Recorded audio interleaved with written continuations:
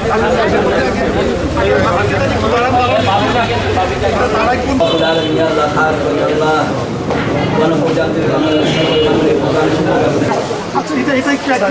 করছে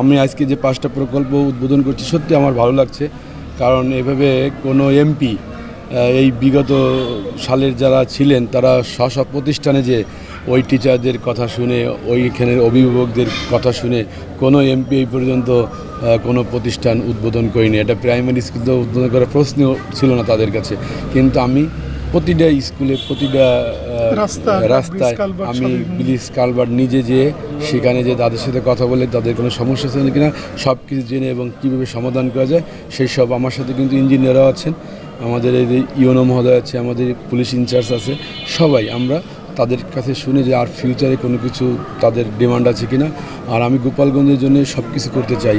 দেখেন গোপালগঞ্জ বিগত সরকারে যেগুলো করছে কিছু স্ট্রাকচারাল ছাড়া তেমন কোনো ডেভেলপ হয়নি। গোপালগঞ্জের সাধারণ মানুষের ভাগ্য উন্নয়নের জন্য যা যা করা দরকার তেমন কিছু হয়নি। আমরা গণমুখী, আমরা বাস্তবমুখী, যাতে যেসব প্রকল্প উদ্বোধন করে যাতে গোপালগঞ্জের সাধারণ মানুষ উপকৃত হয় এইরকম অনেক প্রকল্প আমরা হাতে নিচ্ছি, আমরা সেইগুলো করব।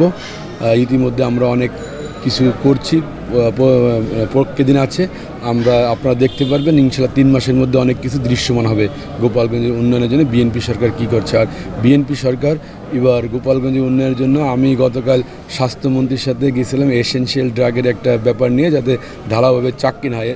স্বাস্থ্যমন্ত্রী বলেছে প্রধানমন্ত্রীর নির্দেশ গোপালগঞ্জের কোনো ফাইল একটাই রাখা যাবে না, গোপালগঞ্জের মানুষকে অন্য জেলার মতো ট্রিট করতে হবে। গোপালগঞ্জ কোনো স্পেশাল কোনো ডিস্ট্রিক্ট না, আমাদের সবাই সমান। আপনারা সব গোপালগঞ্জ দিকে আরও বেশি নজর দিবেন। আমাদের মাননীয় প্রধানমন্ত্রী আমাদের মন্ত্রী মহোদয়দের এইসব কথা বলেছেন।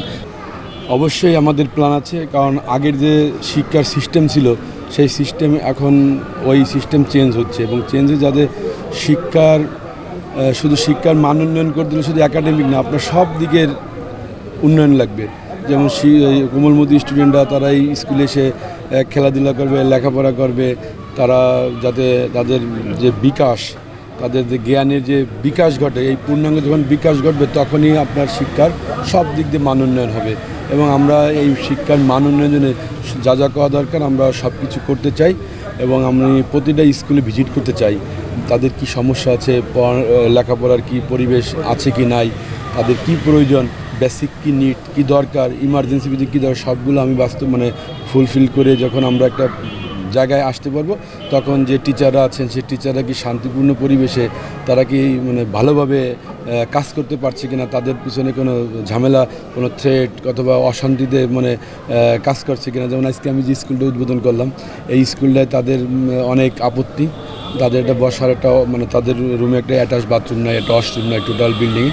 আমি আমাদের এই ইঞ্জিনিয়ার সাহেব আছেন ওনাকে বলছি ওনারা দ্রুত ব্যবস্থা নিয়ে একটা অতি শীঘ্রই একটা ব্যবস্থা করবেন।